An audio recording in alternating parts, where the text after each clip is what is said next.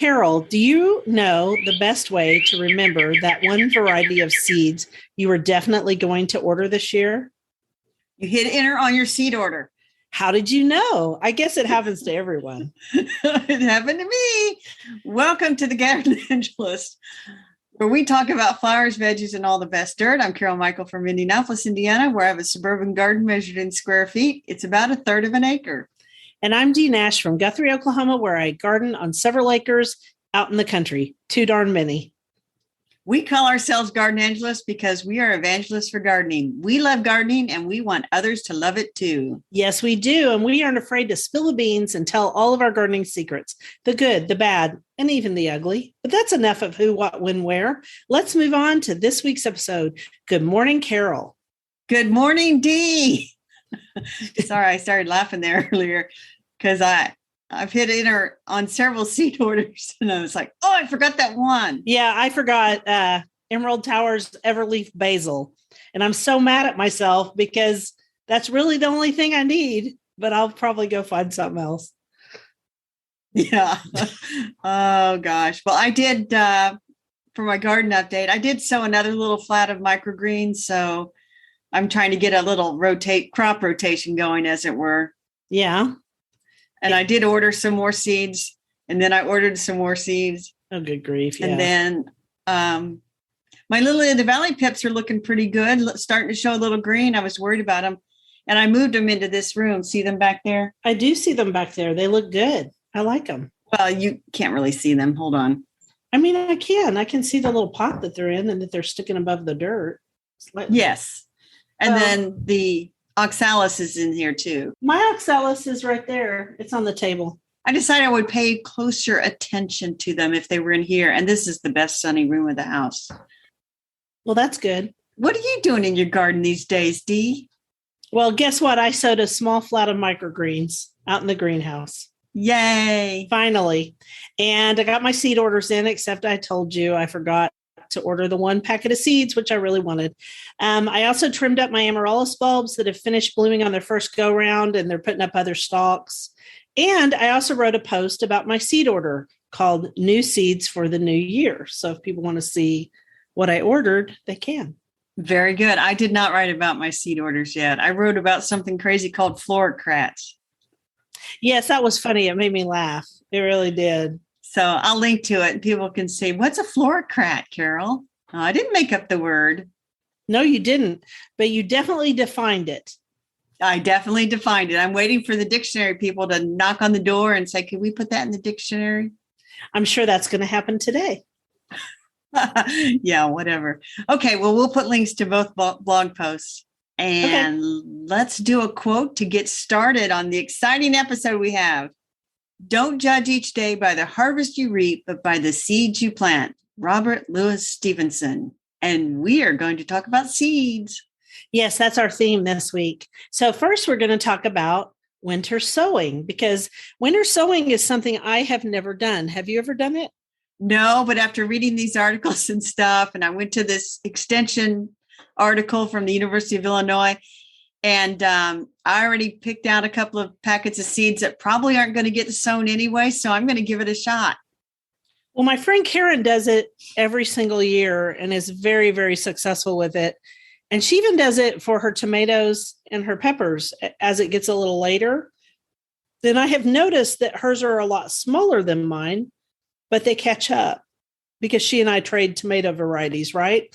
But what got me started on this is that Kevin Lee Jacobs, who does, oh my gosh, what is it? What is the name of it? A Garden in the House? That's the name of his blog. He wrote one on Winter Sowing 101. And then you found 16 flowers to winter sow. And I think it's kind of fascinating because if you don't have a greenhouse or you don't have a heated area, you basically use the sun to help you heat up stuff. Right. So the basic premise, and we'll link to an extension article with more information and to Kevin's blog, but you take a milk jug and you sort of cut around the top. You don't cut it completely off, but just enough so you can sort of open it up, fill it with some dirt. You don't have to put, like 2-3 inches, I would think. And by dirt, you mean potting soil, right? I do mean potting soil. Yes. And then, you get that all nice and moist. You sow your seeds on top of that and cover them up a little bit. And then you put that milk flat back down. And that's your little greenhouse. And then you set that in a protected sunny area, I'm assuming. Yes, you do. You do.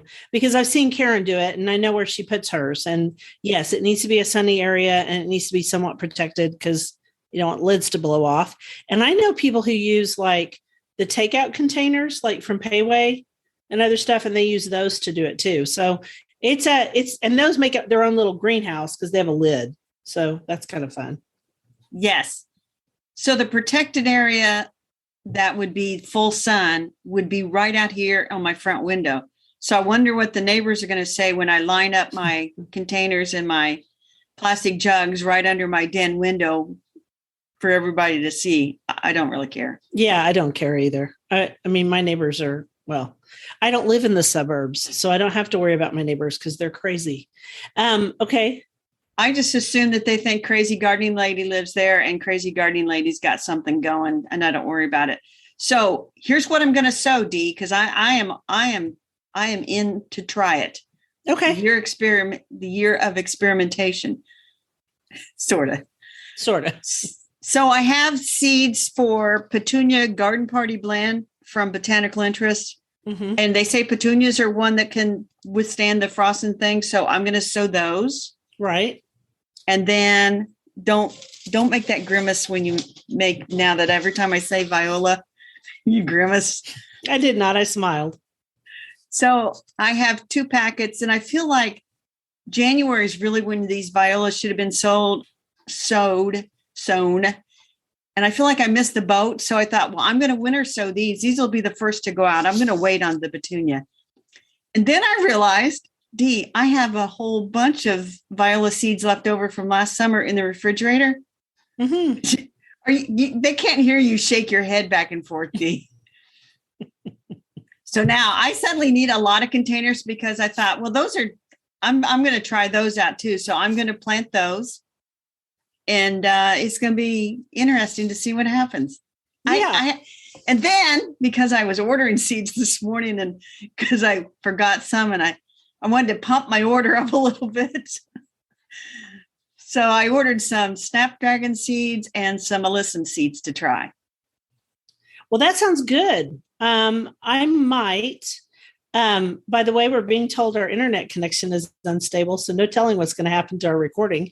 But I'm going to try violas too, I think. Oh, that's exciting. We can compare notes. Yeah. Sounds fun to me. Yes. So we will be reporting regularly on the progress of these things. So we have to do it now because we're blatting it all over the podcast. We're winter sowing. Yeah, I'm not doing a lot, but I'll do a little. I'm doing more than a sane person should, but most of them are different varieties of violas. So that makes it okay. Would you like the next quote? I would like the next quote. Scatter seeds of kindness. That's by George. I think it's Ade, but it could be Ade. Who knows? It's Ade. He's very famous. Yes, he's a very famous person from Indiana, an author from the olden days. Okay. And at Purdue University, Ross-Ade Stadium is named for him. Well, there you go. I didn't know that. I don't know all the famous Indianans. Hoosiers were called. Oh, whatever. Okay. Veggies. This is going to be seeds you can sow now for the vegetable garden, which it's a little early. It's way early. We put this on there because you pulled down a packet of onion seeds last week and said, I should start sowing these. And so we're like, okay, what else can you sow for the vegetable garden? I think I will winter sow my onion seeds and my leek seeds. That's a good idea. Leeks take a long time. They take a long time. In fact, I think I will put them in my cold frame, which isn't exactly winter sowing, but close enough. You know what? It's basically the same concept. It is the same concept. So I'm going to go for it. So after we get done here today, after I get my hair cut, I'm going to come home and sow those leeks. And the reason I'm looking up is because that's where those seeds are, right above my head. So I'm going to do that. And then other thing you can grow right now are, I'm going to let you talk about it. Microgreens. Go. You want me? Oh, well, microgreens are pretty easy, Dee. And I couldn't believe when you were texting me and saying, how deep should the soil be? Literally a half inch of soil is enough. You just need enough soil to germinate the seedlings.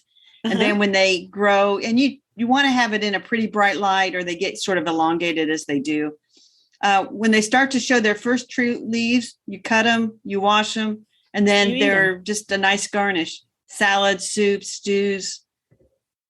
And they're super good for you because they're little tiny seeds and they are very, very fresh and they have lots of nutrients in them. So I actually sowed some last week. We'll see what happens. Very good. Like I said, I'm trying to get the rotation going. So I should write a blog post about that. You should. I probably have an old blog post about microgreens. I know I wrote an article once for Indiana Gardening about them. Well, is Indiana Gardening in existence anymore? No. I bet you could polish up that content and change it slightly and use it again. I probably could, or I just look to see if I had something. So I have a mellow mix from Botanical Interest growing right now. The Jazzy mix, which is I have. A little bit spicier. It's got radish seedlings in it. Mm-hmm. And I know some people don't like it, but I also have cilantro, which is the slowest so far. Cilantro is so slow.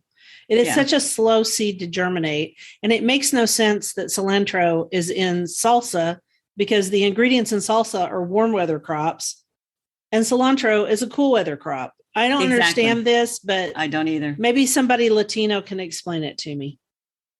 I don't know, but I have enough we're going to have tacos one night because I have some cilantro. And half of our audience is now going, oh my gosh, I can't eat cilantro. It's like soap. It's horrible. That's my husband, but I like cilantro, so I eat it. That's good. All right. So ready for the quote? That is it. Yeah, I'm ready. Unless people have questions that we can't pause and answer. It's not live. It's not live. And on top of that, you do the next quote. In the morning, sow your seed, and at evening, do not let your hand be idle. For you do not know which of the two will be successful, and whether both alike will turn out well. Ecclesiastes 11:6, chapter 11, verse 6. I like that.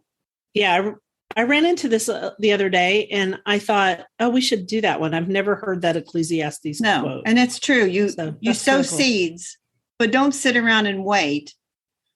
Keep yourself busy doing other things as well. Right, because everything comes together in good time. Everything comes together in good time. So we're going to talk about on our bookshelf, because we didn't have a book we wanted to do. We decided to talk about seed catalogs, favorite ones, and why we like them. Yeah. And so shout out to the seed companies that are still sending out catalogs.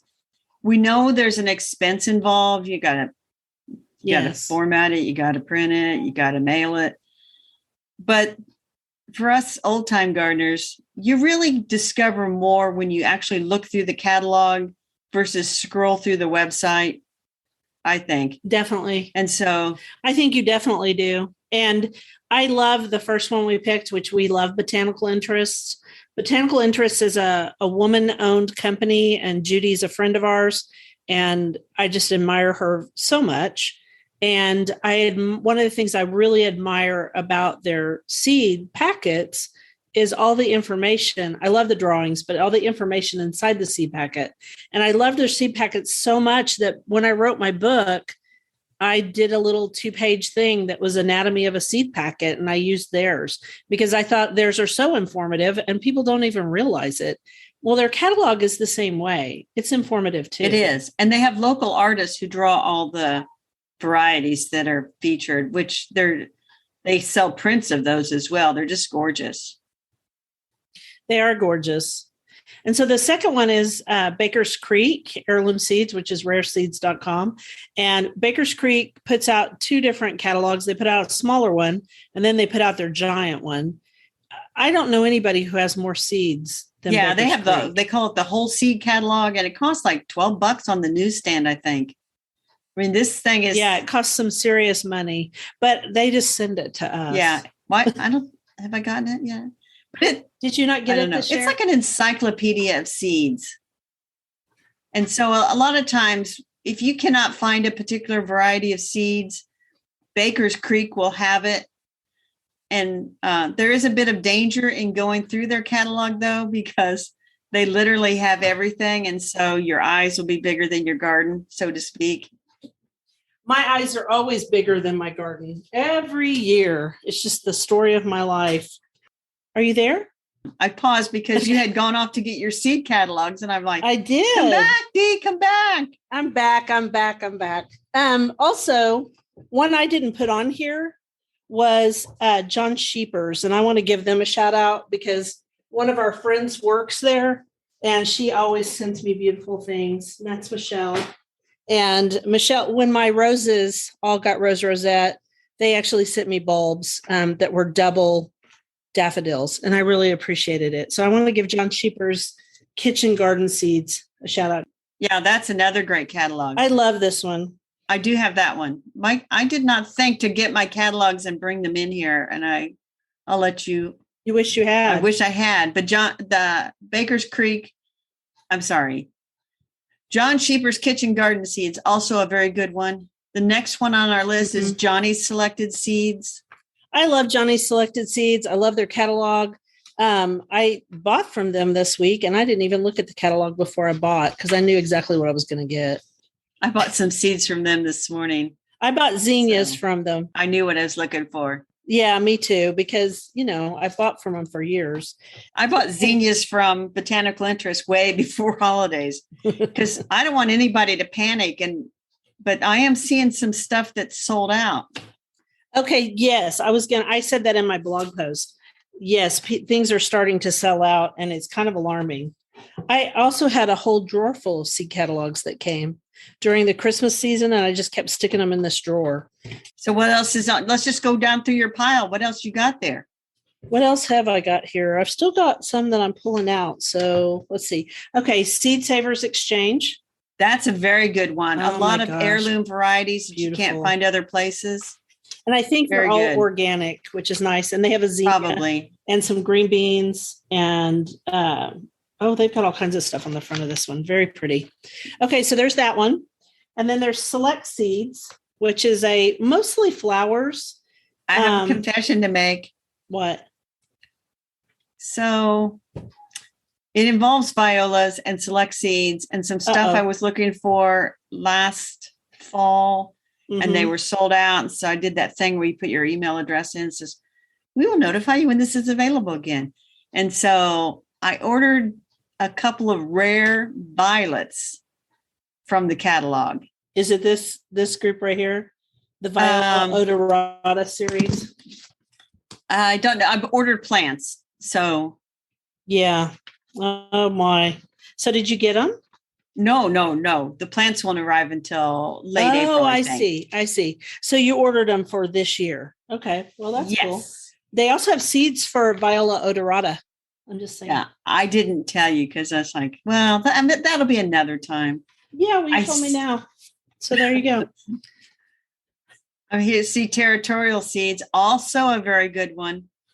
Territorial Seeds is probably where I'm going to order my Emerald Towers Everleaf since I was a dummy and didn't get it ordered and know they have it. So I'm getting ready to go do that. Why don't you just email Botanical Interest and see if they'll pop you a seed packet in the mail?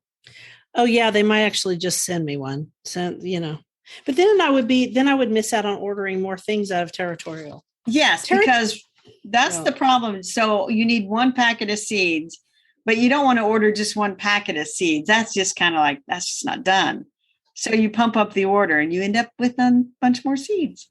Yeah, but they've got some great petunia seeds here. And since I'm going to cold sow. Winter sow, not cold sow. Winter sow. It's the same thing. Winter sow, cold sow, whatever. Okay. And then that's not a seed catalog.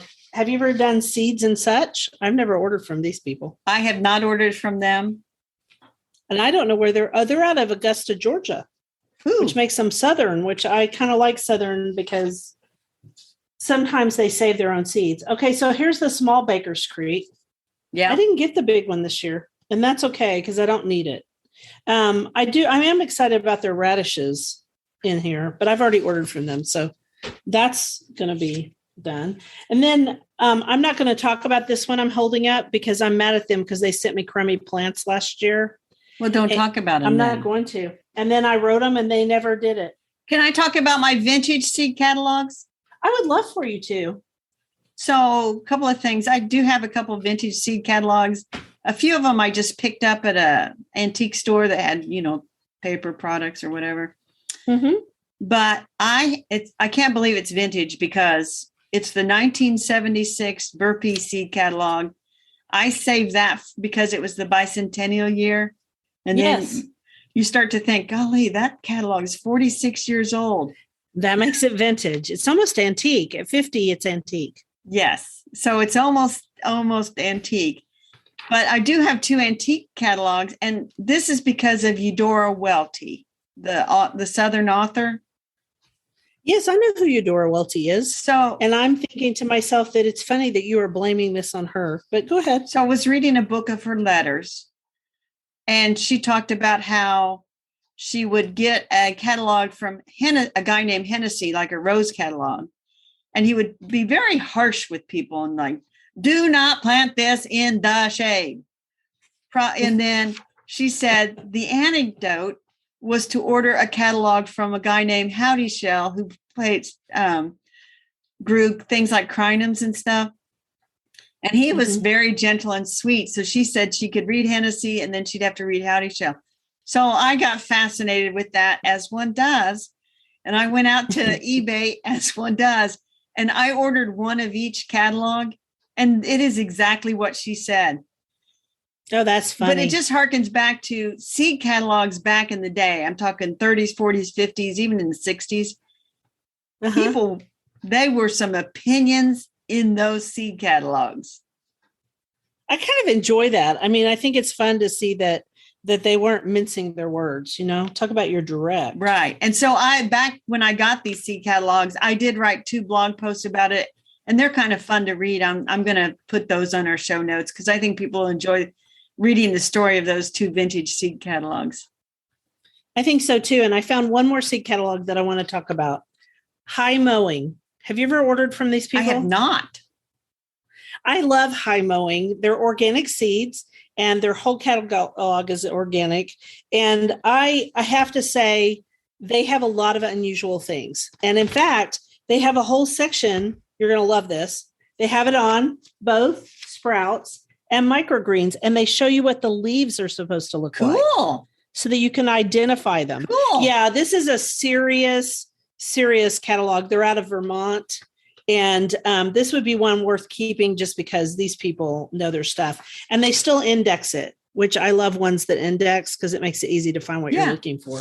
So you should ask for this catalog. I should. That's what you should do. So I've ordered from them for several years. We'll include links to all of these catalogs in the show notes so people can go out and if they want one of these, they can request it.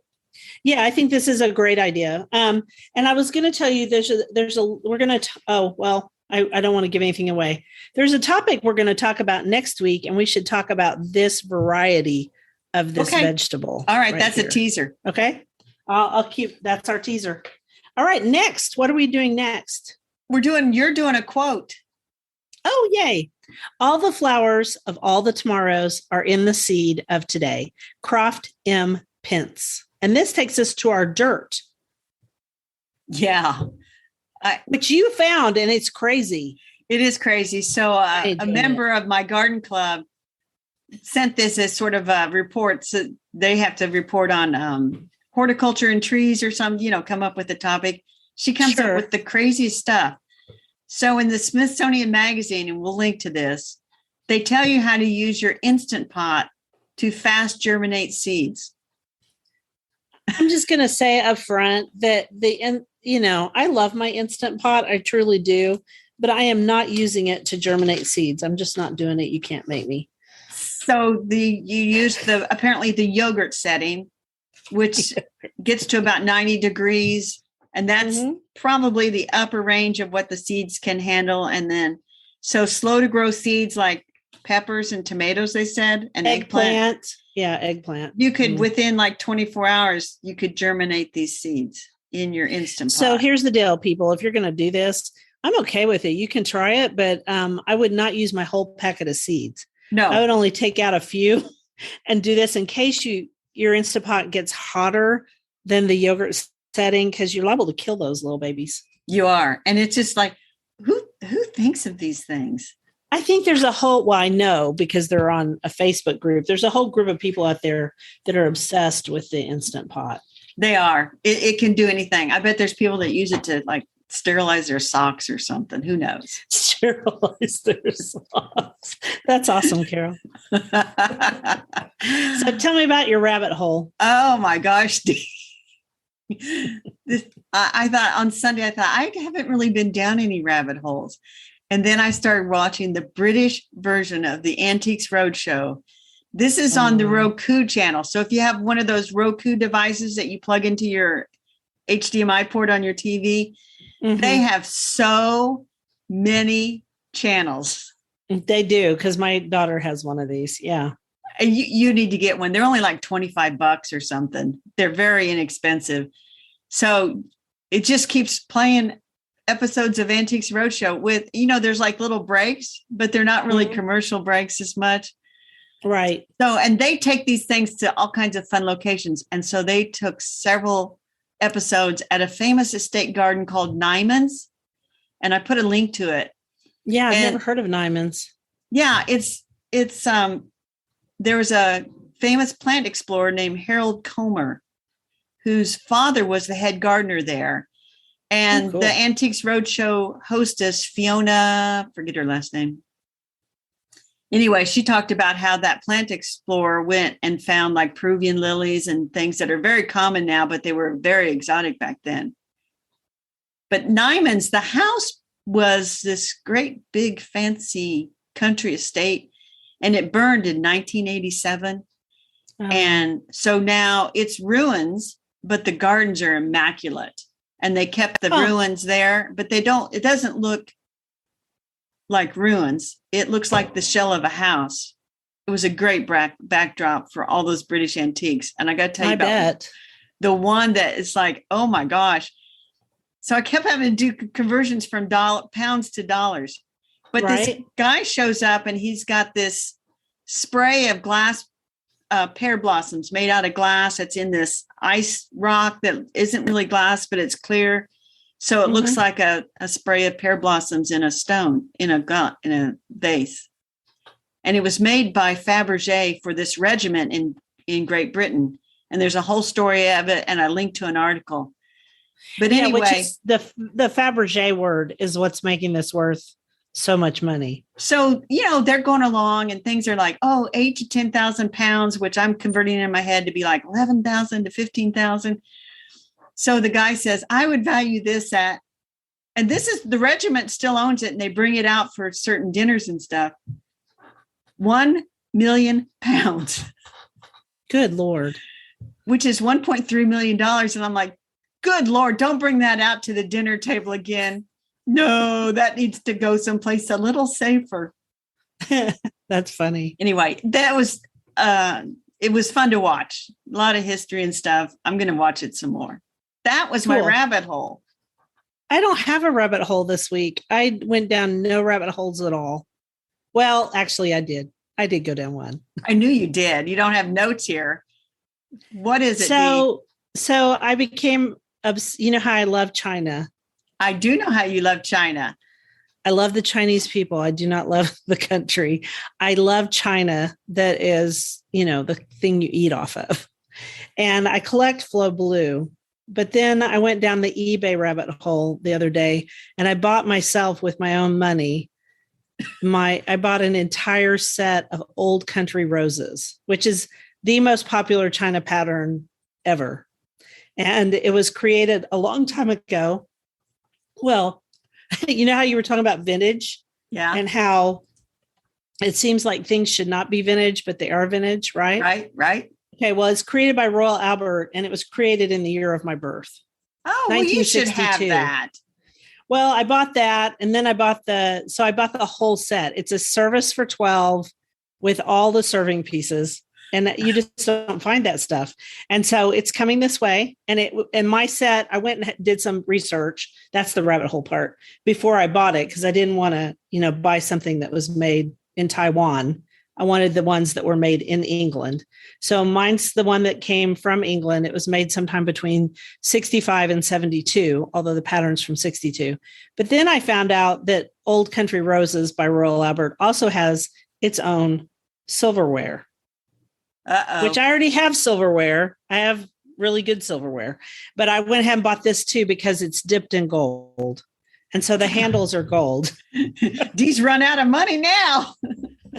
So I spent all my money, all the people that I garden coached last year, I spent it on China, but it is gardeny because it's Old Country Roses. And I'm going to show you what the pattern looks like.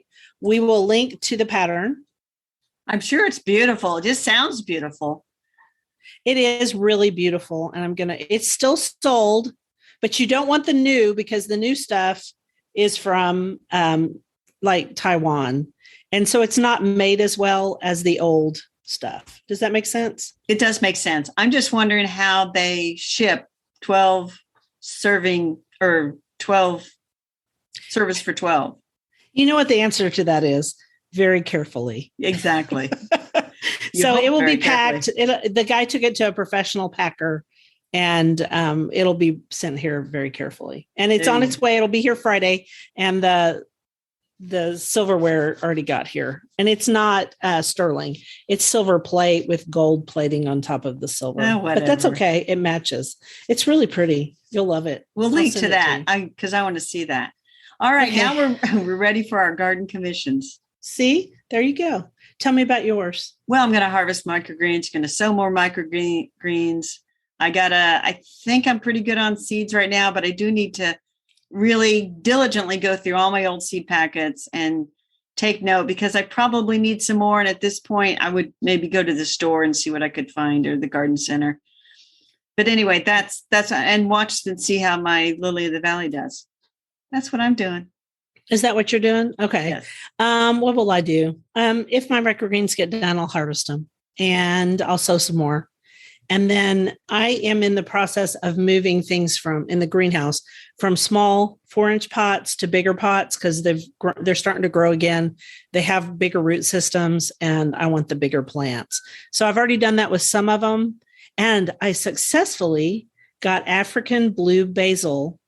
I got it successfully done because it doesn't do it by seeds. So I've taken cuttings for the last 2 years and didn't succeed. But this year I did. Yay. I'm going to have big plants of it. And that is my best plant for my little creatures. And I bought my seeds for my dwarf sunflowers to plant in my potager. So I'm not going to do anything with those yet, but I'm dreaming of that. Very good. And I saw you sent me a video. So you have been attending to your bees this week. I have. I sent a video of them flying back to the hive because they go out for cleansing flights right now. And you weren't the only person to ask me why they're tilted. Beekeepers tilt the hives forward because they don't want water to get in there. Water and moisture will kill bees faster than anything. Oh, yeah, I can imagine.